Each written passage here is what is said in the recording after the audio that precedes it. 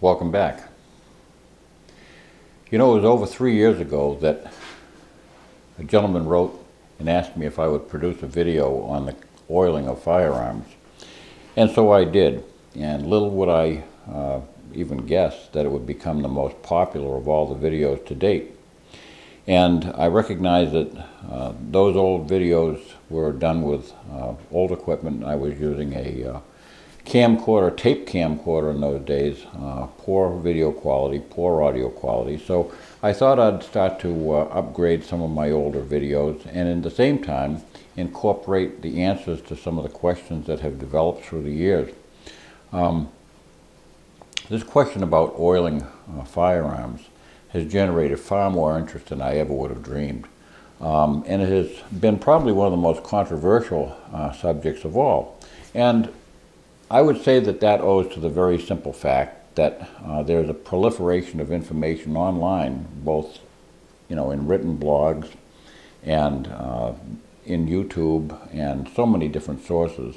Some of it's generated by a lubrication industry that has they have an interest in it, a financial, pecuniary interest in selling oil products and things.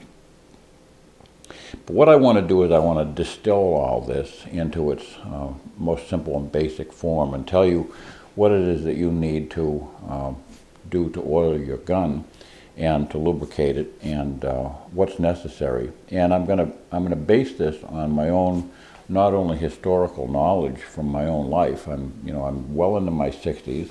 I've been cleaning and lubricating and shooting guns now for over 60 years myself. I have yet to have a gun deteriorate in any way, shape, or form. All my guns have always remained exactly in the same condition that I first got them until the day I got rid of them, except for the few scratches and bumps and bruises that they receive in the process of ownership and the wear and tear. But when I say wear and tear, I'm not talking about mechanical abrasion. I'm talking about, from banging into trees or things like that. Or holster wear. So I want to distill this down into its most basic understanding of what you need to do to oil and lubricate your gun. Oil has two principal purposes when it comes to guns and for most other things as well. The first is for metal protection, the preservation of the steel against deterioration from corrosion.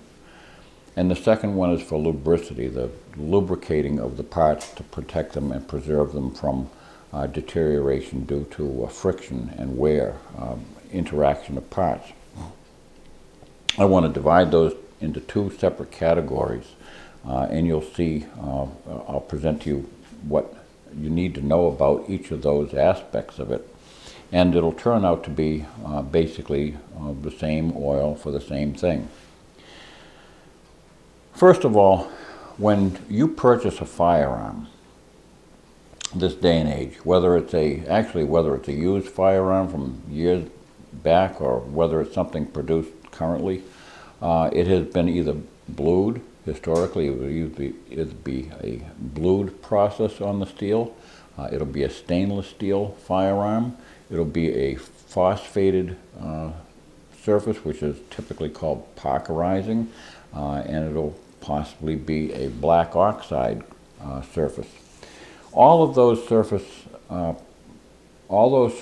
are designed to protect the firearm against the corrosive elements of handling the firearm, interaction with plant life out in the field, and even more aggressive attacks, such as even casual contact with salts and things like that, such as in your hands, against your cheek, whatever it is. Your body generates salt, so it has to protect against casual contact with interaction with your own body.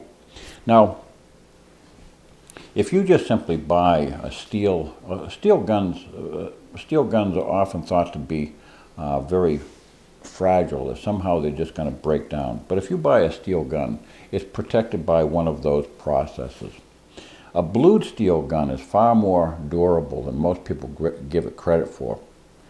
Many of the blued steel guns that were made back in the the Spanish-American War, the old 30-40 Kriegs and some of the old Russian rifles and things made during the World War I and things, they were blued, and they still have fabulous color left. And many of them, in some cases, were recently unpacked from cosmoline storage and things like that, which basically preserve them in a gelatin, which preserve them from any contact from the elements. But when you're talking about the old 30-40 Krieg that was introduced before the turn of the 20th century, now there's a firearm that has probably withstood, it's well over 120 years old now, and that particular firearm, anybody who finds one will note that the bluing is very high grade and it's in terrific condition, unless it was subjected to some serious abuse. Bluing is a very, very high grade of protection. Now, it's not stainless protection, and it's not as impervious to elements as stainless steel is. But let me explain what it is. Bluing is it's an enhancement of a process which began back in the colonial period, way back, in our Revolutionary War days. We used to have browning of gun steel, and that's where you get the term brown bess. That was the process where a gun was purposely rusted, and then progressively, through one step after another at the manufacturing facility, the gun was rusted, and then the rust was polished off with steel wool, and then it was again rusted and then polished off with steel wool, and it kept doing that until it built up this deep brown color that resisted any further rusting and preserved it. That eventually evolved into a more sophisticated process, which we know as bluing. Bluing is traditionally the immersion of gun parts into a hot bath of salts, bluing salts, which are designed to discolor the metal and cause it to turn blue or bluish black. There are various shades depending on the composition of the salts used and the finishing oils which are used afterwards to set it into place. Well, that particular process basically provides an anti-rust surface. It's an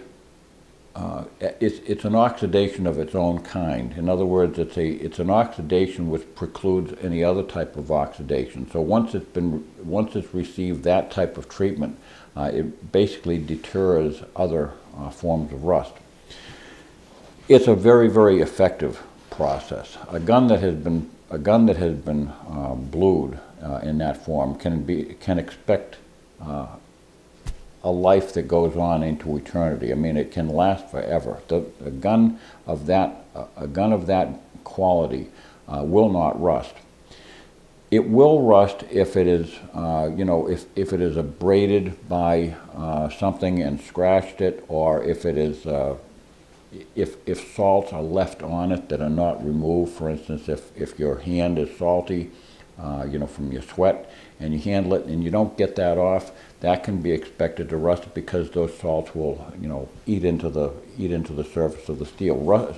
Salt is extremely corrosive to any steel, including stainless steels.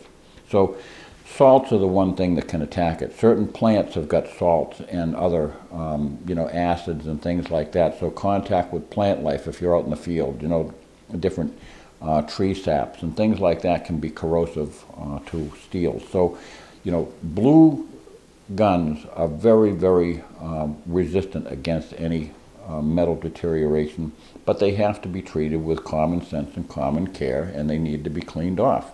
Now, once they're cleaned off, if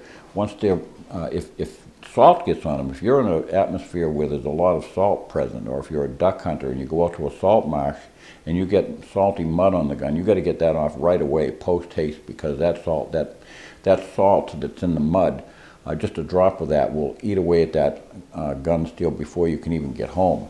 So you always have to be conscious of the fact that certain elements are very, very highly corrosive to steels, and that's why plastic coatings have become very popular, and ceramic coatings of that sort have been very popular in recent years, that they've been developed to add a coating which is truly impervious to salts. They're not impervious to other things. For instance, DEET in bug sprays that you put on your skin, that can break down those surfaces too. So, but those are a whole nother animal. What I'm talking about is the typical steels that you see used in the making of guns. So blued steel is a highly effective method of protecting surfaces of gun steel. Black oxide finishing is one of the more commonplace ones now. This is typically used on stainless steel.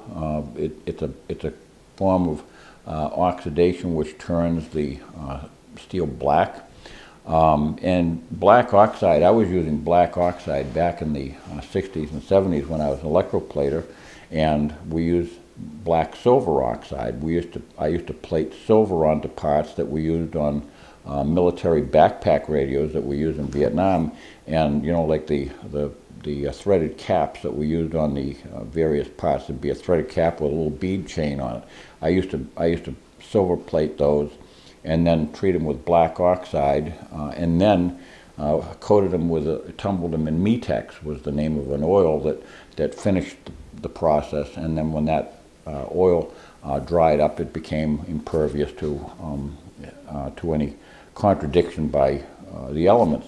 So there are different oxide processes that are very, very effective. And you'll see the black oxide on many new model guns, especially with polymer guns with a slide that's blackened. That's a black oxide in most cases. Now, there's also phosphating of surfaces, which is typically known as parkerizing, and that's that greenish gray coloring that you see that has kind of a satin finish. And the finishes of black oxide and parkerizing are very similar in that respect. They have that satin type of finish, which it's rather porous on the surface, and oil really adheres to it. So if you put a drop of oil on those surfaces, you can see the oil darken in that area, and as you wipe it along, it'll darken the whole part. You can wipe that right off, and that oil will remain in that finish. Even if you didn't have any oil whatsoever on each of those three type of surfaces, whether it was blue, black, or parkerizing, they are very, very, very resistant to rust.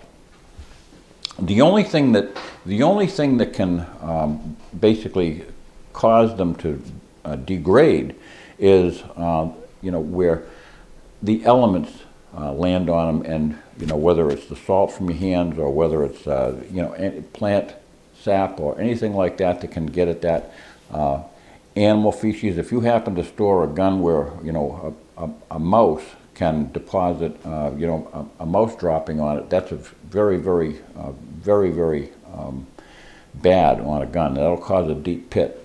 But the one thing that will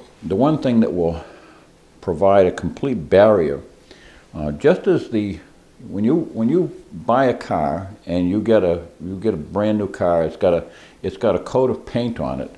That paint provides 99.9% of the protection with the clear coat on it and everything else. That paint by itself is 99.9% of the protection necessary to prevent the corrosion of that steel underneath. What you do to further enhance it, to keep the elements off of it, in other words, to keep, rainwater contains dust and things like that, and if a raindrop lands on it, you'll see that it'll make the car dirty. So you put wax on the car, and the rain rolls off, and it beads up and rolls off, and so that dust rolls off with it. Well, with a gun, you don't use wax, but you use oil. Now, what I use, this is what I recommend, and this is what's consistent with every manufacturer. They'll all tell you to wipe a gun down with a lightly oiled cloth. They don't specify a brand of oil. Well, with the exception of companies like Remington, they have their Rem oil, which is a product that they produce and they sell, so therefore they're going to recommend Rem oil. But I'm going to tell you right now that, notwithstanding the fact that there are different companies that recommend this, that, or the other thing, this is what I have been using for many years. it says right on it, mineral oil USP. This is what you buy at a drugstore, and you'll see it has this rather unusual term. It's a laxative. Well, it means that it's ingestible. You can ingest this. It's a completely non-toxic. It's tasteless. It's colorless. It's odorless. And as a matter of fact, if manufacturers simply add a little bit of perfume and it becomes baby oil, or they add a little bit of different smelling perfume and it becomes bath oil for the bathroom. So that's the type of oil I use. And this type of oil is, a lot of people are not familiar with the fact that mineral oil is the same thing, which is what's the primary component in motor oil, which is put in your engine. And along with the motor oil, there are many different additives, and those additives are there to enhance mileage, to provide better cold weather starting. The additives are there for all sorts of things under the sun, but your gun doesn't need any additives. It doesn't need anything for mileage. It doesn't need anything for cold weather starting. It doesn't need anything like that.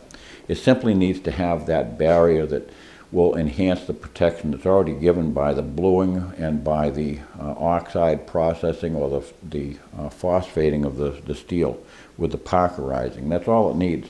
And even if it's a stainless steel gun, stainless steel now is steel which is an alloy blend of chromium and perhaps nickel and other alloys. And those various other alloys that are added to the mix enhance the anti-corrosion properties of the steel.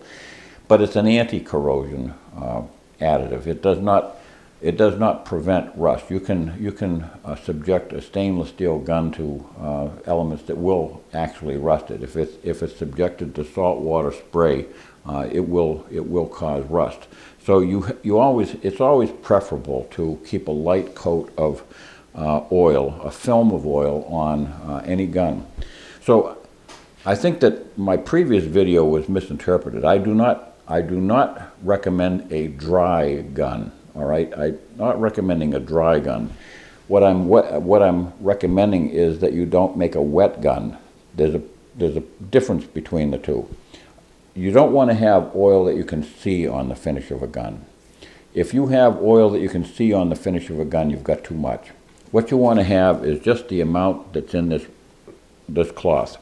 Now what I do is I take that oil, I go to first of all I go to the fabric store where they sell fabric to make clothing, and I get 100% cotton flannel. This is the same type of flannel that's used to make pajamas for kids and stuff. And I take my grandmother's old pinking shears, which makes a sawtooth edge on the edge of the fabric. You can see it right here, and that prevents raveling of the fabric, so I don't have those strings that keep pulling off and making a mess, getting tangled up. So I just cut the edge with pinking shears, and they'll do that at the fabric store for you if you want. They have it right there. Tell the girl what you'd like, and I'm sure that they'll do it for you. So I cut it into 20-inch squares, and I fold it into quarters, and I just pour on 2 or 3 teaspoons worth of this plain USP mineral oil, and I fold it up, roll it up, and then wring it like it's a wet bathing suit tightly, and that distributes the oil throughout the entire cotton.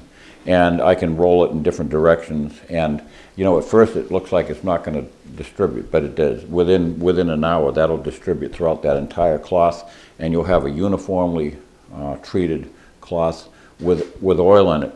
And what you have when you get done is oiled, is a lightly oiled cloth, which there's no large amount of oil on this. I can wipe it on my hands, and there's nothing that you can see. I could wipe it on steel, and there's nothing that you can see except for a nice shiny surface. It'll provide a beautiful shiny surface on the surface of your gun steel, no matter what type of steel it is, whether it's blued oxide, parkerized, or stainless. It'll provide beautiful surface protection from the elements. And that's what it does. It just basically breaks the barrier that breaks where the elements can land on the steel. So it's a surface protectant. You don't need to have a lot. You don't need to have, a lot of oil does not provide a better protection against the elements than a light film. Just a microscopic film is all that's necessary. But remember that the reason why you don't need to have a lot is because the bluing by itself is, the bluing or the black oxide or whatever it is already 99% of the job done.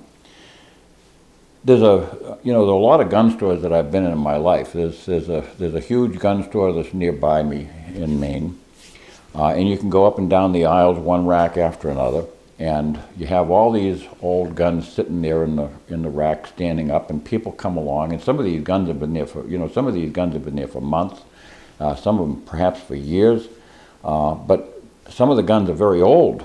They're all blue. You see these old Browning Auto 5s, and you see these old Marlin 336s, and the Model 94 Winchesters, and all the old Remington 700s and all that stuff. They're gathering dust. They're sitting there. People go by and they pick them up and they rack the bolts and they try them out. They look down the sights, everything, and they put them back in the rack. And nobody ever wipes them down and does anything to them. They just sit there, and they stay blue. And then somebody comes along someday and picks up and says, "I like this," when they go up and buy it. And all they need to do is to just simply take it home and take a little bit of mineral spirits with a cloth, and they wipe off whatever surface rust is evident on it from handling. But blued steel lasts remarkably long, has a tremendous life. So don't ever look down your nose at a blued steel gun, because not only are they pretty, but they do last very, very well. Not as long as stainless steel, but there was a time when stainless steel was considered kind of an ugly duckling. Up until about 20 years ago, most people wouldn't touch it because it just didn't look as nice as a blue gun to them. So that covers the first aspect of the oiling of a gun, is the surface protection from the elements and from handling. Before I leave that subject, I've had people ask me what they do about long-term storage. Well, I presume that you're not in the gun trade business, where you're going to be putting guns up in a warehouse for a century, in cakes of cosmoline. I'm sure that that's not what you're referring to. You're referring to keeping your gun, from rusting while you're owning it. Well, if most people these days have a gun safe, a steel safe or cabinet or something like that. The cabinets that are made of steel, or gun safes that are made of steel, they can be very humid inside. There's a lot of condensation which sometimes occurs because of the changing of the temperature on the outside of the safe during the different seasons, and that doesn't do good things to the guns inside, because they basically start condensing moisture on them, just like a soda or beer can will in the summer. It beads up, and even though you may not see actually water beading up and condensing on the outside of the guns, there's enough there that starts causing a lot of rust. This was recognized early on, back in the early 80s, when gun safes became popular, when people started actually storing their guns in safes. They found out that a lot of guns were rusting because of the fact that they stored them in the safe. So what I recommend is the same thing that piano makers had long known for a century before, is to use a heated rod inside that safe. It's popularly known as a golden rod. That's one of the manufacturers, but there's other manufacturers. Basically, it's a hollow tube with an electrical element inside, which is plugged into the wall. There's a hole drilled in the safe, and it's plugged into the wall. And that provides enough heat that circulates within the cabinet, and that will keep the humidity level very, very low, so you don't have any condensation issues. I've had one plugged in since 1987 and unplugged it only for a few occasions while I moved my safe, and it's been running ever since. I've tested it on a meter that I have that can check for power consumption, and it uses hardly anything. It uses like barely pennies in the course of a month. A couple of pennies is what it amounts to. So the wattage consumption is very, very low, but it's enough. It's a low-grade temperature that will heat the inside of the safe and keep any humidity burned off, and it will stabilize it. So that's one thing that you should have. Desiccant cans can work very well too. My only problem with a desiccant can is that, you know, the cost factor and the nuisance factor. You have to recharge them every so often, otherwise they become saturated. So they have to be charged every now and then. So you have to remember to do that. And there's the initial cost, and then there's this continuing cost that goes on as you do it. I'd rather just plug the thing into the wall and forget it. But those are the two options that you have. If you're storing your gun in a wooden gun safe, a wooden gun cabinet, traditional wooden gun cabinet, you really don't have to worry about that because there's no condensation issue. So that's one of the last things that you need to worry about. The most important thing is to just simply, for long-term storage, is to just simply wipe the gun down with a lightly oiled cloth and to put it away. Now, when I say wipe the gun down, I'm talking about all the parts as well. You know, take the bolt out of the bolt-action rifle or your pump or whatever it is. When you take it apart, you finish wiping it down, and that protects the steel, whether it's on the outside of the gun or the inside of the gun with the white metal parts or whatever. A lot of white metal parts these days are actually stainless steel. Now, they haven't always been, but sometimes they're chrome-plated and things like that. But there are so many ways that gun makers have been preserving gun parts from rusting.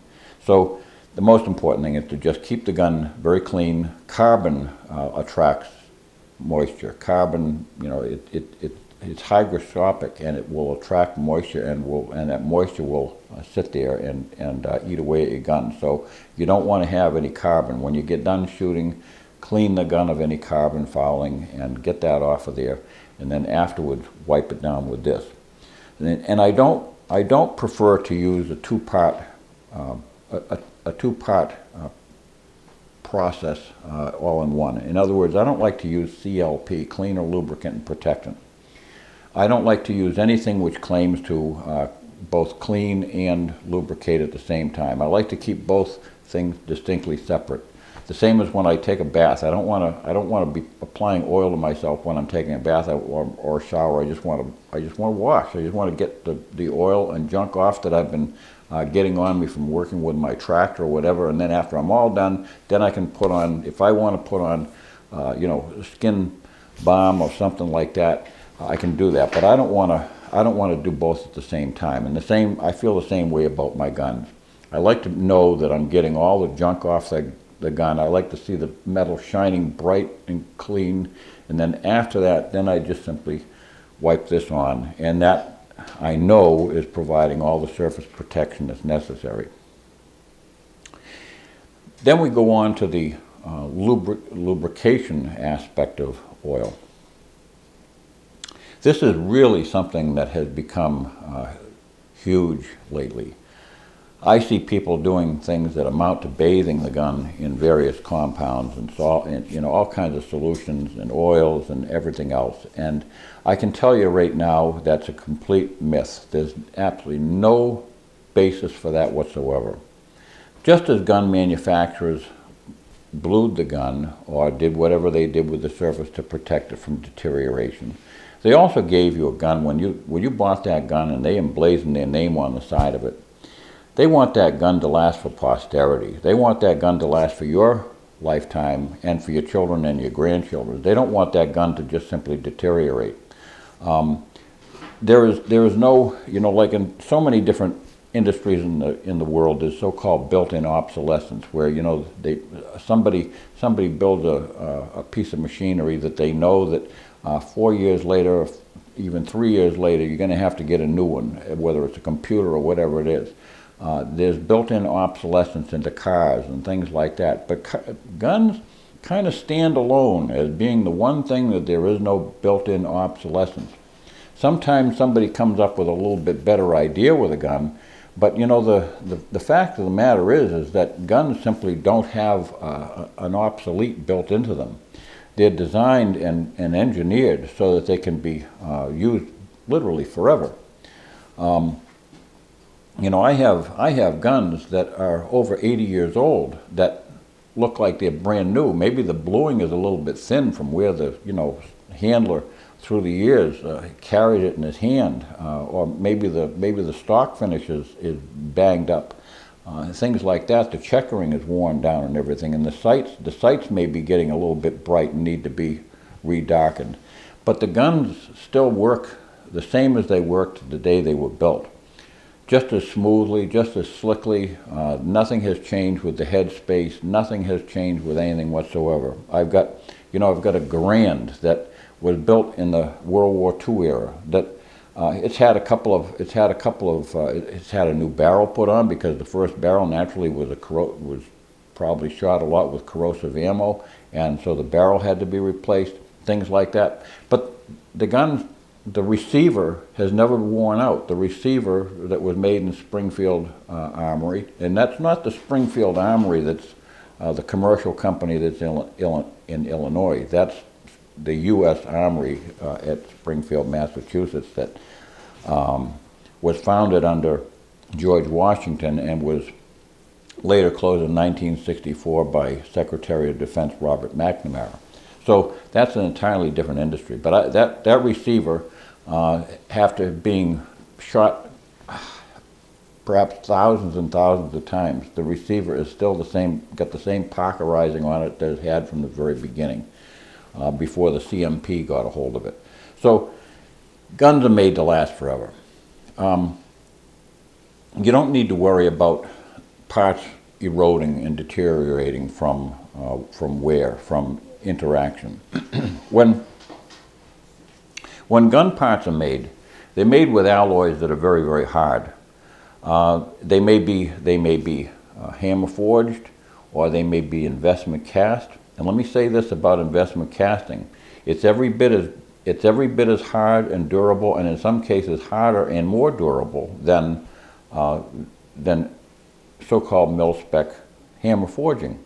Hammer forging is wonderful. Hammer forging is used in many industries, and it's very effective for providing tough, durable steels, whether it's for tools or for guns or whatever.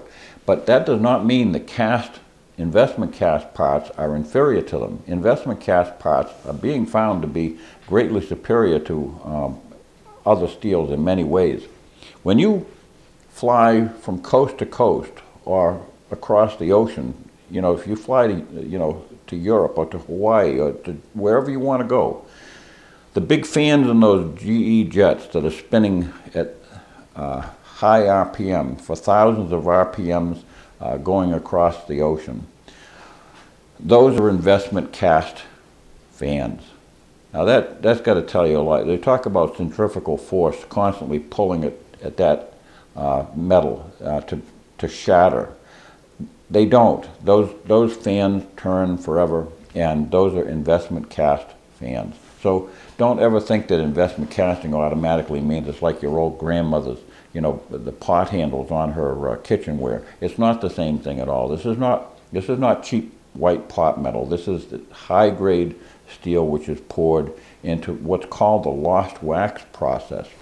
So they're very hard parts, whether they're investment cast or whether they're hammer forged. And the alloys are terrifically hard. And furthermore, in many cases, parts that are subject to known, wear issues are further heat treated. So, you know, you have AR-15s which have specially hardened receivers that you can't even stamp a number into the side of a good AR-15 or an M16 because the metal is so hard. These are impervious to wear beyond most people's imagining. And sometimes people confuse what they see. If they see the brightening of parts where they rub together, or where there's an interaction of two parts, such as the bolt carrier on an AR-15 that hits the that hits the hammer on its way back and recocks the hammer, or they see the interaction of the hammer and steel where they rub together and everything, and they see a brightening of those parts, and they deduce from that it's galling of the steels. And it's not galling at all. Galling is an entirely different thing. Galling is where the metal actually, if you look under a microscope, sometimes you can see it with your naked eye. It actually peels up like orange peel and rolls up, and sometimes it scrapes and it makes these gouges. That's galling. I've never seen galling on a high-grade gun. I've seen galling on some guns that were made of inferior metals that were, you know, they're known for their lack of quality simply because they're not reliable and things like that, and that's why they're not reliable, is because they're not high-grade guns. But I'm not speaking of, I don't substitute lubrication for a high-grade gun. I buy a high-grade gun, then I don't have to worry about lubrication. If you have a high-grade gun, the parts will burnish together. In other words, parts in the armorer's trade, in the gun maker's trade, they call it marrying of parts. So in other words, the slide of a 1911 and the grip frame of the 1911 will marry together, and they will burnish, and they will each become bright, and they become more glossy, and those parts will ride together better and better and better as time goes on. But the parts don't become smaller, and the gaps don't become wider, and there's nothing that galls. You're not going to find little balls of metal rolling up and causing, you know, deep gouges. And if you do have that sort of thing, I can guarantee you've got cheap steel going on there, and that's an entirely different thing. And I'm not addressing cheap guns, because I'm addressing guns which are properly made. If your gun requires an oil sump to keep it going before the gun breaks down and deteriorates, that's not what's called high-grade gun steel. So, and I'm not here to attack, you know, the smaller, you know, independent gun makers that are using lighter grades of steel and things like that. That's not my business. What I am saying is that a good high-grade gun steel will not deteriorate from rubbing together. The amount of oil that's necessary to protect those parts is, as I stated so many times in the past. If you've got a hammer that's rotating on a pin in the receiver or in the frame of a handgun, such as a Smith & Wesson handgun, one drop of oil, one small drop of oil on that pin with the hammer rotating on it, that hammer will rotate on that pin forever and ever and ever on that drop of oil. And you don't need to keep on, 2 drops of oil is not helpful. 3 drops of oil is harmful. What happens is when you add more oil, you're attracting more dirt, you're attracting carbon, and you're attracting elements that will mix with that oil and create an abrasive paste and eventually start eating away at the steels. So, you know, you only want to use a drop of oil, then you want to wipe it off. You know, don't just put the 2 parts together and then put a drop there so you can see the oil slosh around with the 2 parts. That's not what I'm driving at. I'm talking about putting a drop of oil on there and wiping it out, taking a Q-tip and wiping off the oil afterwards, and then put them back together. That's all the oil is necessary. If you can do it with the oily cloth, that's all that's necessary. This is the same amount of oil that I recommend for lubricating the slide on your guns, the bolts on your rifles, no matter what they are. If you look at parts on certain guns, for instance, the cam pin on the bolt and the bolt carrier on a M16 or an AR-15, that cam pin can occasionally get beat and it can start showing some brightness, and it almost looks as if it's starting to get a little bit flattened on some spots. Well, first of all, it's a low-priced part. You can replace those in a heartbeat for very, very low money. So it's not like it's a great loss. You don't have to apply a squirt of oil to that part to protect it. First of all, the wear that you're seeing is impact wear. It's not abrasion wear. It's impact wear. And high-grade steel that's made of high-grade alloy won't get battered and won't deteriorate. If you're finding that you've got a cam pin, for instance, in that gun that's being battered and beat up, try a different manufacturer's pin. It might be made of a higher grade steel. Because I've had AR-15s and I've done an awful lot of work with government M16s as a police armorer, and my experience is in the military. And I have never seen those pins get beat up and deteriorate like I do with some of the pins that are offered on the market. So there's differences, and not all cam pins are created equal. You'll see on Mini 14s, for instance. Now, Mini 14, I think that a Mini 14's bolt cycling is more violent on more surfaces than the AR-15 platform. The M16 platform has got a rotating bolt within the carrier, and that cam pin is rotating. There's only a couple of places, there's only a couple of contact surfaces where there's both rearward thrust and rotational torque at the same time. But with the Mini 14 bolt and the Garand bolt and the M14 bolt, those have got many different surfaces that are interacting, and not only rotational torque at the same time as rearward thrust. You have a lot of forces going. I think it's a more violent system altogether. Well, this is what see if I can find this, what Ruger has to say about the oiling of their Mini 14. Now this is directly from their own publication, and you can see right here, this is for their various series of ranch rifles and Mini 14s.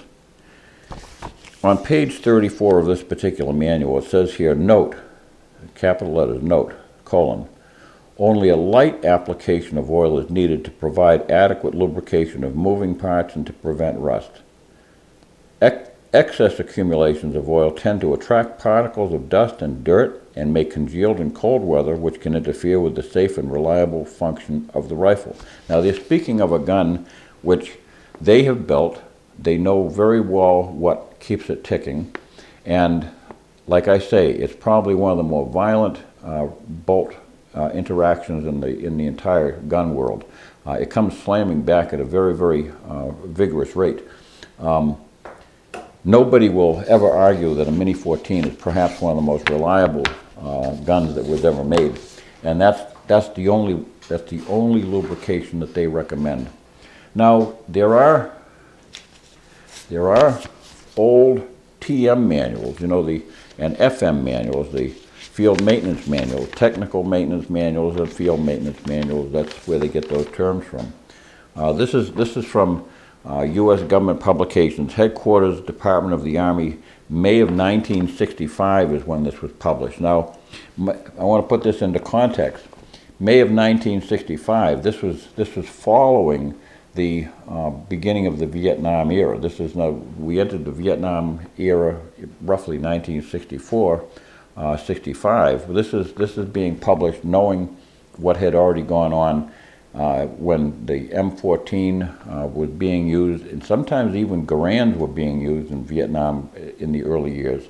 But this is what was known, information that was gathered from World War II, from going across Europe in mud and freezing weather and all those things, and Korea, where you had the same extreme conditions, and in a few cases in Vietnam, in all the different theaters in the world.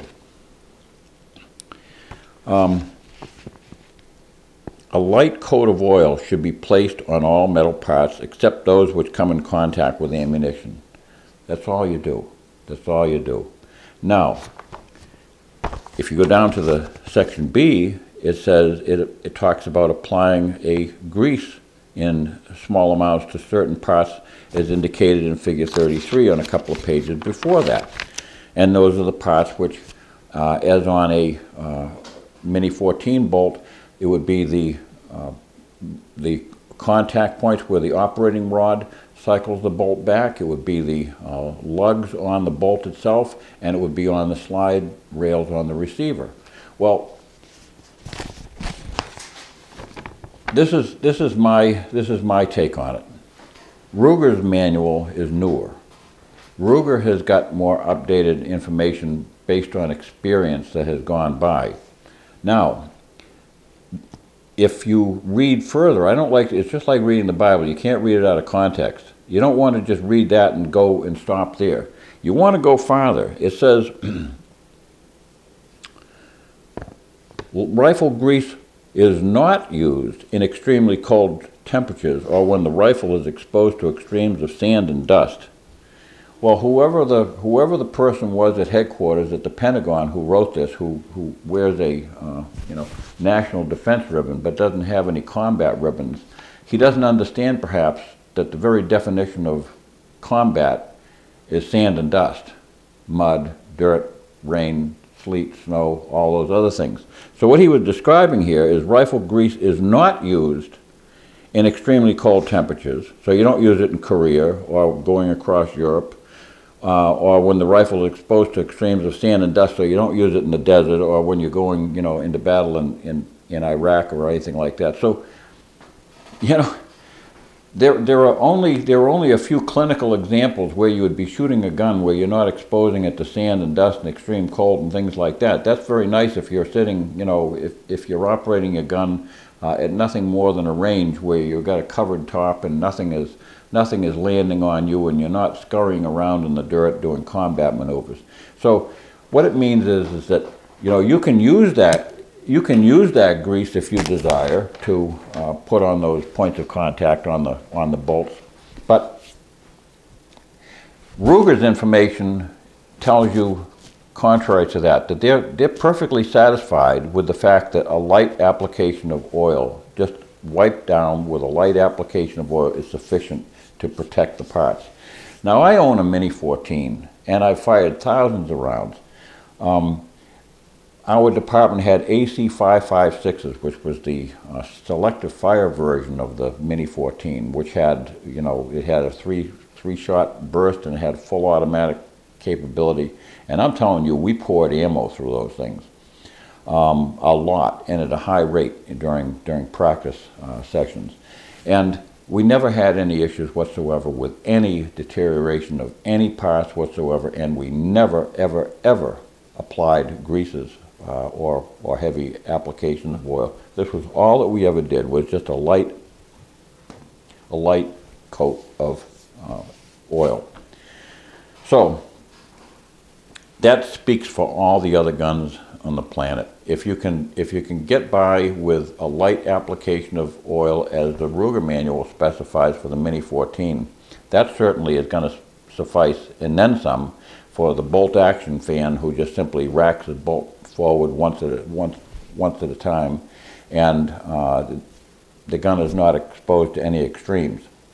So you don't need to have you don't have to have an oil sump. There's no oil pump built into your gun. You don't have to have oil flowing as if it's machinery or anything like that. You're not operating at a high cyclic rate.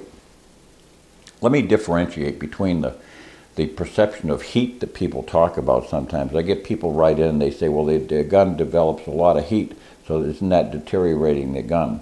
The heat that they're experiencing is the heat from the combustion of the cartridge. In other words, just before the chamber, that steel is getting extremely hot from the combustion of the cartridge. That is not the heat that's able to deteriorate any parts in your gun behind the cartridge.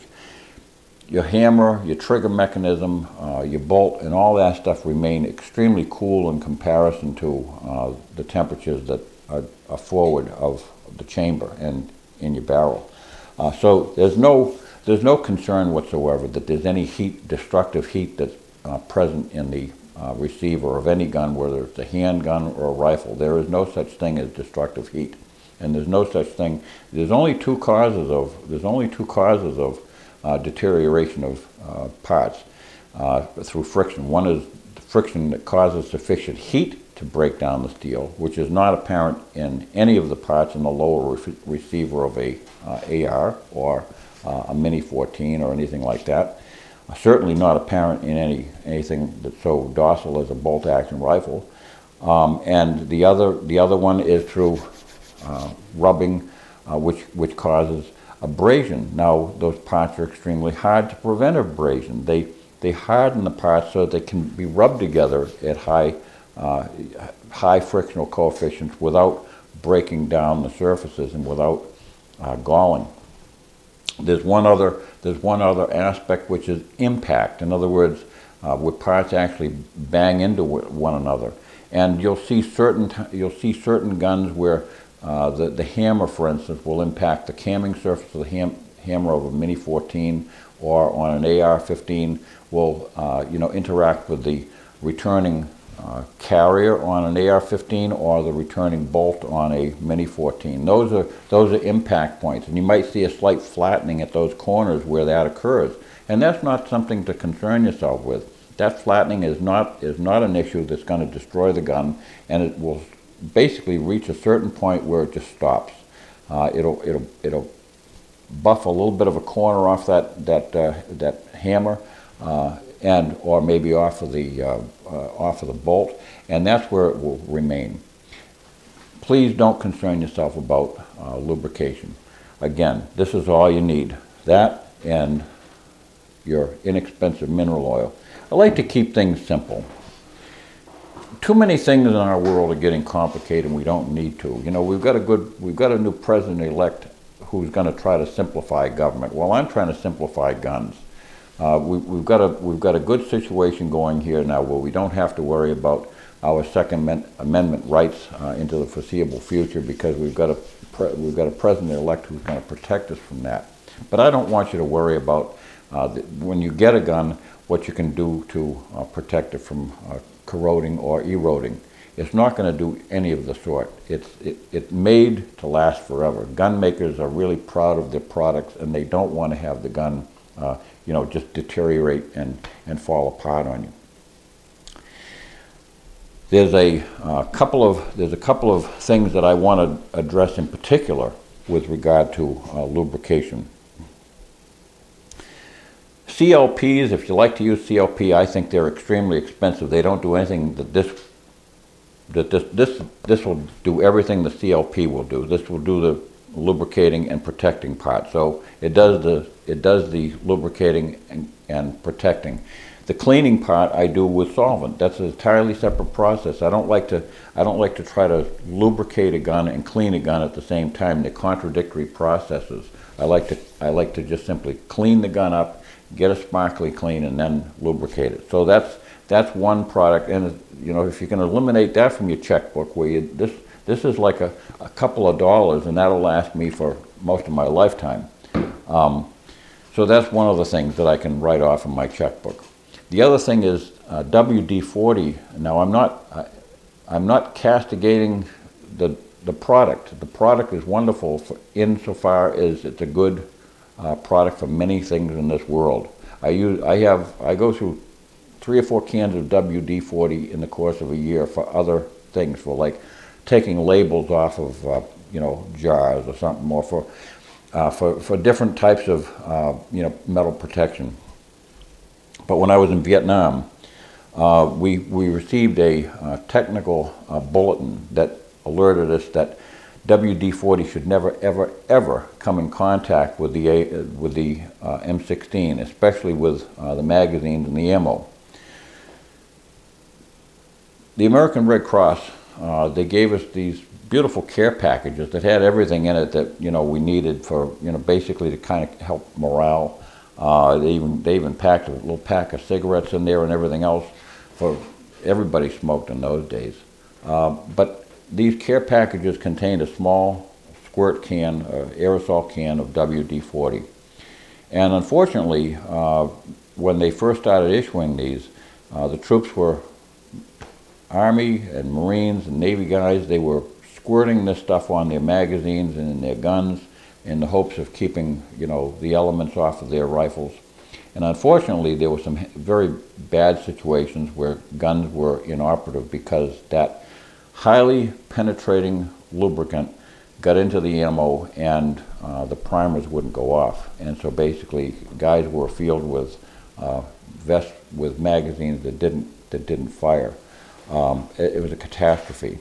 When the military discovered this, they issued an alert and a bulletin was posted on all the orderly room bulletin boards, never to use this stuff on guns. You could use it on, you could use it on anything else you want. You could use it on the locks on the hasp on your foot locker or anything else, but don't use it on your guns. And whatever you do, don't use it where it's going to run into your ammo. So don't ever use WD-40 on your guns. There's so many other products, and like I say, this will do it all.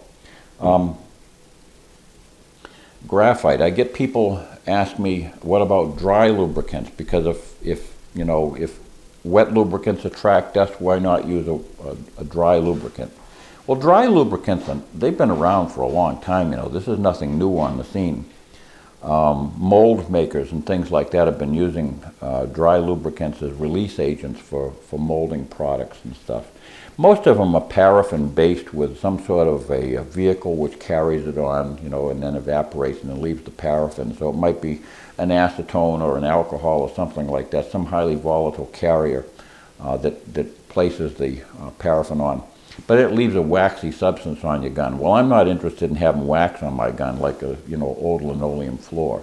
So that sort of thing can build up and it can cause problems of its own. It can and that can cause that can build up into corners where it can actually prevent correct operation of a gun, because it can move around. And the other thing I get questions about is why not use graphite? Because graphite is thought to be, by many people, a good lubricant. Well, it has a lubricating quality to it, but Smith & Wesson discovered way back before the 70s. They discovered way back in the 50s. They were getting a lot of parts back from people, guns back from people, I should say. And when they inspected them, they found out that people were squirting locksmith graphite inside the guns, and the graphite was wearing the color case hardening off of the hammers and the triggers and things like that, and it was building up in places, and the recoil block inside. There was all kinds of things that was causing wear. The pins on those guns inside the frame of the Smith & Wessons, those pins were wearing down. To wear down a pin on a Smith & Wesson is a very bad thing, because it means having the gun rebuilt again. Graphite was found to be abrasive. In other words, it had an abrasive quality. People sometimes say, well, what about the fact that locksmiths recommend it? Well, my locksmith, he's a trained locksmith, has been doing it for 40 years, and he says that the last thing he ever wants to see in a lock is graphite, because he has so many locks that he has to repair, because graphite has ruined the pins, has caked up inside the pins where the springs are in the tumblers and all this stuff. He says graphite's a horror show when he sees it inside of a lock. So he won't even sell it in his hardware store. And that's what locksmiths, many of them, feel about graphite. You really don't need to have any kind of dry lubricant in a gun. The hard surfaces are lubrication enough. Those hard surfaces are very, very hard, and those hammers and triggers will swing on those pins without any effort, without any abrasion whatsoever. And most of the guns that are made, they have linear travel. In other words, it's in one direction, and there's no force of interaction. In other words, the slide of a 1911 comes straight back in a straight line. The parts glide together. There's no rotational force around corners that will basically bear into the metal surfaces. And wherever gun makers run into those rotational forces, like on cams and things like that, where linear forces are transferred into rotational forces and everything, they harden the parts. They take great effort to make sure that those parts can interact and can correspond to one another for a great number of years. Mini 14s that have been around since the very earliest days, where the operating handle cycles against the bolt, they just last forever. They don't wear out. Those cast parts are so hard, they're diamond hard, and they don't wear out. I think I've covered everything that I can. I just want you to remember that your gun is not going to wear away, and it's not going to disappear on you. It's not going to rust apart, and it's not going to wear apart. You just want to just keep it clean, you know, clean it as often as you fire it, clean it, and then wipe it down with this lightly oiled cloth. Like I say, that it's not saturated with oil, it's just a lightly oiled cloth. And then store that cloth where it won't get dirty and pick up dirt particles. Store it in a Ziploc large bag like this, and that's all you need to do. So I appreciate you watching. Please continue to watch my other videos and subscribe. Thanks for watching. God bless.